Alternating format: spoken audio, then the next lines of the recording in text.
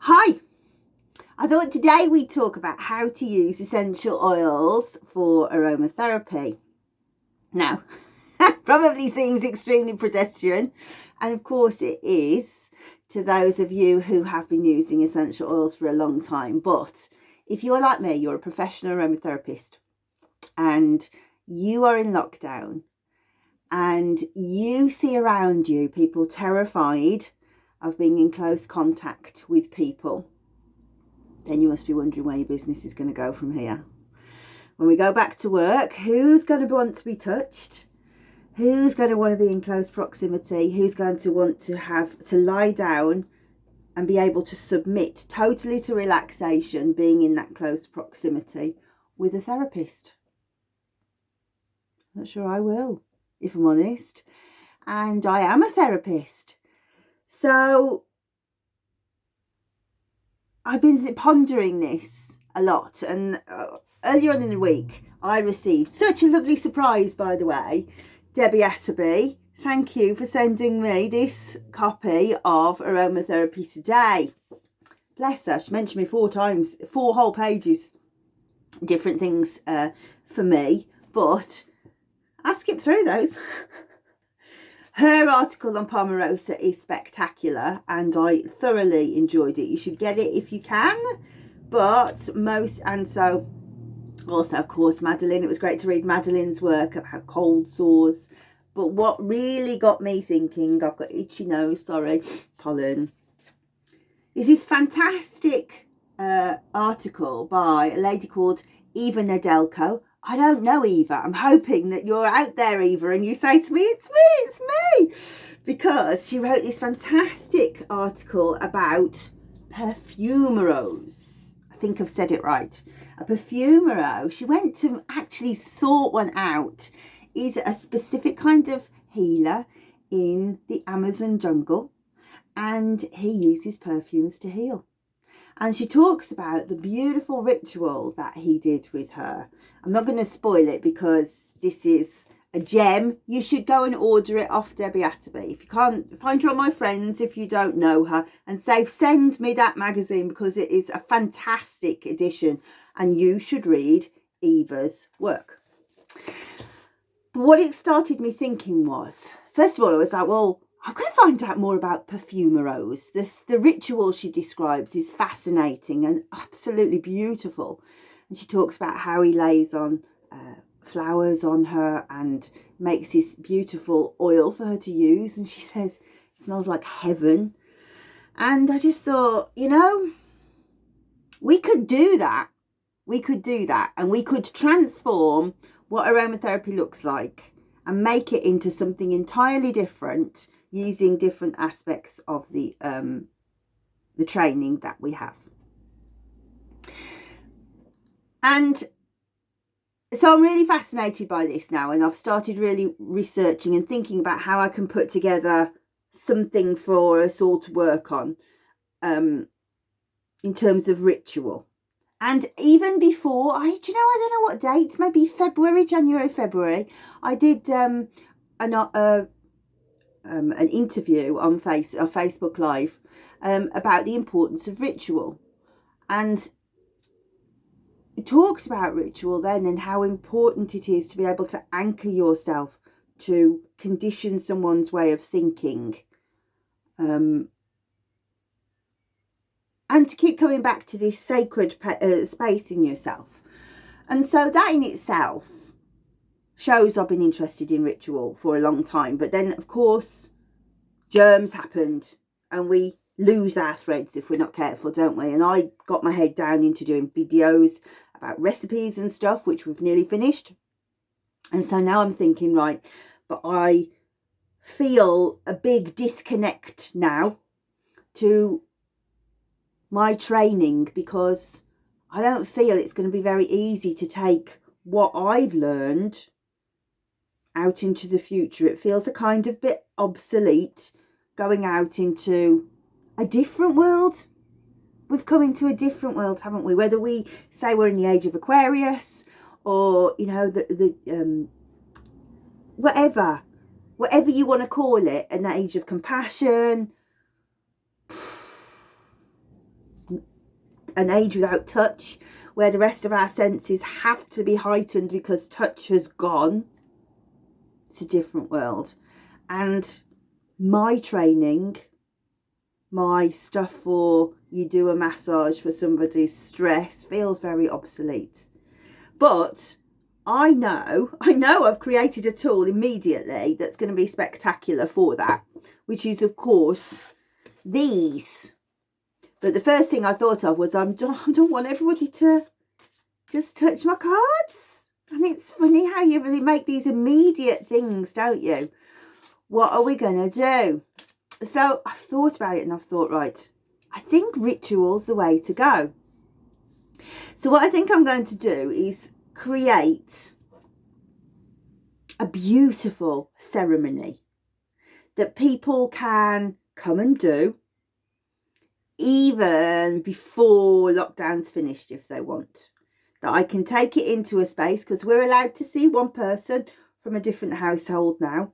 So we could do that. I can take it into a space, or to be honest, I'm quite happy with them coming into my garden. I know not supposed to, but you know, this is a sacred space anyway, where we go through a ceremony with the oils. Now, whether I involve the cards in that yet, I don't know, because I really want to sit down with Daryl and say, right, okay, in terms of creating this scene for people to do, this ritual, what can we make that'll make it really special? But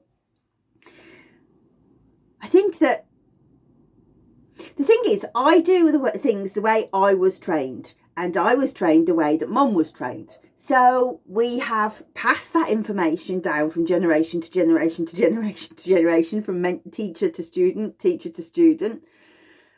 And it's replicated, hasn't it? And so that's why we have these inordinate differences between the way I do things and the way that they do it in France and they do it in America. We have cultural differences because we're taught differently. But all of us were taught in another lifetime. So we're all doing it actually in a similar kind of way. For a start off, what's ceremonial about a bottle of oil? There's probably a lot ceremonial about it from the person that made it. But in terms of the person that's coming to use it, for example, I've got my love cup. This is one of the things that I've started to do nightly. And it's a different way to me of experiencing the oils, but I'm finding it really helpful. And I think if I could build this into something. So, for example, you put a drop of oil. Normally you'd use an evaporator, wouldn't you? Or you would use sniffy sticks. This is my jasmine. Actually, I got to tell you, it's probably negligent to use the jasmine, because the cup already reeks of jasmine already. And it's all around the side. Come on. I'm so impatient. I shouldn't be an aromatherapist, should I? Let you see the drop. You know it's my favourite bit. But, you know, just sitting with it in front of over the steam, experiencing it like an incense, for example. You know, you have your incense ceremonies. That's a whole different thing of just, oh, come on. See, this is not ceremonial at all, because I have not built in time and attention to attend to that one drop and to look at it, appreciate the drop. So if we can find a way to create a ritual to appreciate the drop, the time, the colour, the refraction, the viscosity, to really understand what that drop is becoming out more than the fragrance, then that's interesting to me. Hallelujah. So now we've got this beautiful oil on top of the water that's split. I don't know if I can do this without, no, I don't think I can. No, but it's gone all around the side. Now, I've just found that, like, you holding it like a cup of tea, which is nurturing anyway, and wafting it under my nose is so much nicer than using the bottle. And, you know, if you watch something like a tea ceremony, how they turn to be able to gently get it to ripple through. to get it to diffuse. And it has, it's changed the colour of the oil. And so then just sitting and appreciating the architecture of the blend, because of course that's a synergy in itself, isn't it? And I think that maybe people who come to you to do a scent ceremony, which is what I think really do think I can do something beautiful.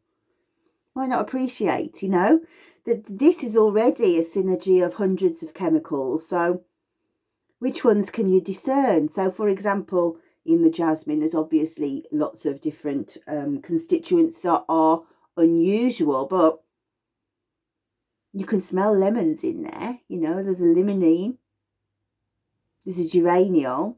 I think I'd have to look at the chemistry, wouldn't we? But those are what they smell like.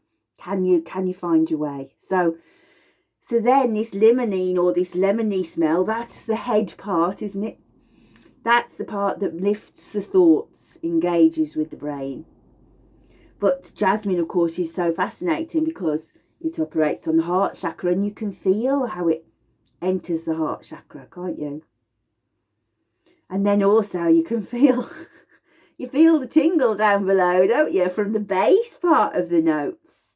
You know, there's top, middle and bass within that. Beautiful. Just starting to think about, what is it? What is it? And the second you take it out of that bottle, even if you know what it is, it becomes different, you know?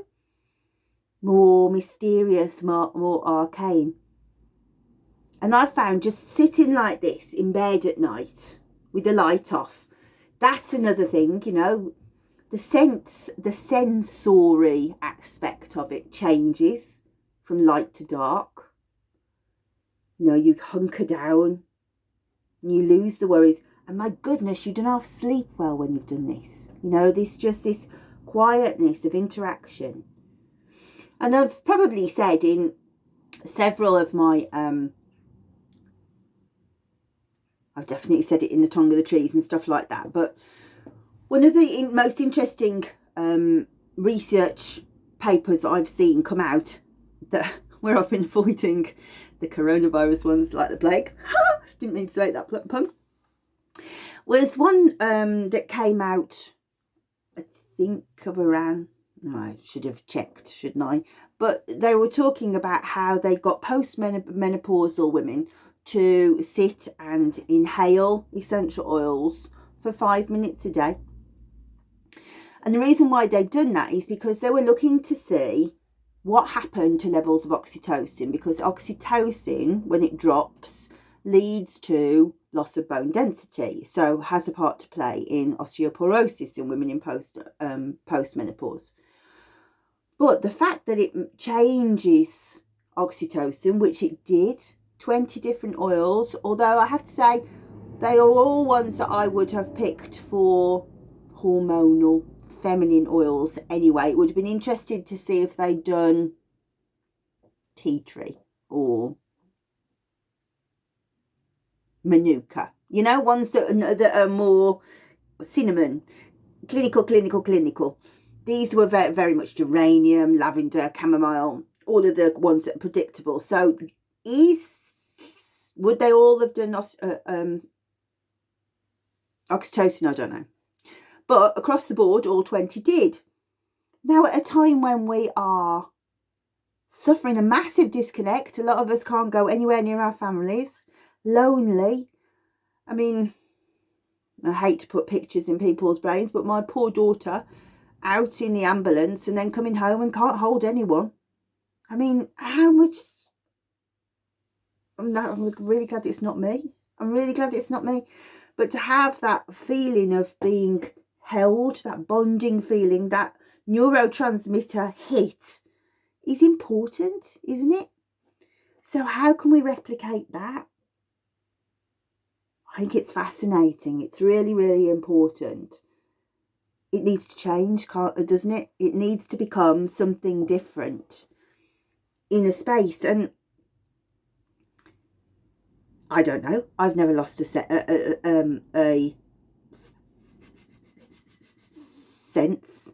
It sounds wrong when I say it, but I've never lost a sense. So I'm not blind. I'm not deaf. Well, I am a bit deaf, but not, not selectively sometimes. But what happens usually, isn't it, when you lose a sense, everything else comes heightened. So if we've lost touch, what's going to become heightened? How can we use that? How can we utilize that? So one of the things I'm really thinking that I want to do is to create a hand washing ceremony, and where we don't touch, but I pour lovely water over the person, and they can we'll mold a lovely soap for them to use. And so this idea of, you know, you want to wash your hands all of the time at the moment, so to do it in a different framework where it's like a blessing framework, not only do I think it'll make the therapist feel happier, but the patient immediately feels safe space. And I think that also aromatherapy's got an interesting part to play in tricking the mind, reassuring the mind, because at the moment, I don't know about you, but my most reassuring fragrance is bleach. You know, as long as I can smell bleach, I feel happy. We don't want that in a clinic, do we? So how do we create this beautiful sacred space with fragrances and communicate to the customer, to the client, this is what we've made, and feel how safe you feel in this space? And then, I mean, the question is, how do you use essential oils in aromatherapy, you know? But there's more to aromatherapy than that, isn't there? I talked about the splash myself with scalding water. We talked about the tea ceremony, but, you know, incenses, fragrant teas, flowers. It's all a sensory experience which could happen in a space, a very, very healing space. You could make a beautiful healing ceremony that really let go of, we are traumatized. We're all traumatized. And to a lot of us to a much, much larger degree. And fragrance can really lift that. So, yeah, I'm fascinated by that. And I'll be interested to hear your thoughts about it. And hopefully I have triggered you some thoughts to say, yeah, I think that's an interesting way to go. You know, I've looked at the business side for you. I've given you what I can about the business, but I think reframing your business to look different and reframing aromatherapy to look different. The word therapy, aromatherapy, is absolutely placed to take to take centre stage in a world where one sense has been taken away. You know, we cannot touch anymore. We cannot touch. So things like music, art, all of that we can see is absolutely out there, giving people utter joy. So rather than rolling over and going, I can't do my therapy anymore, I think we all need to say, my God, that barrier is me. That therapy is magnificent and perfectly placed to do an amazing job of helping people now. So, yeah. How to use essential oils in aromatherapy. I don't know whether I've answered any questions or made more. That's my thoughts for today.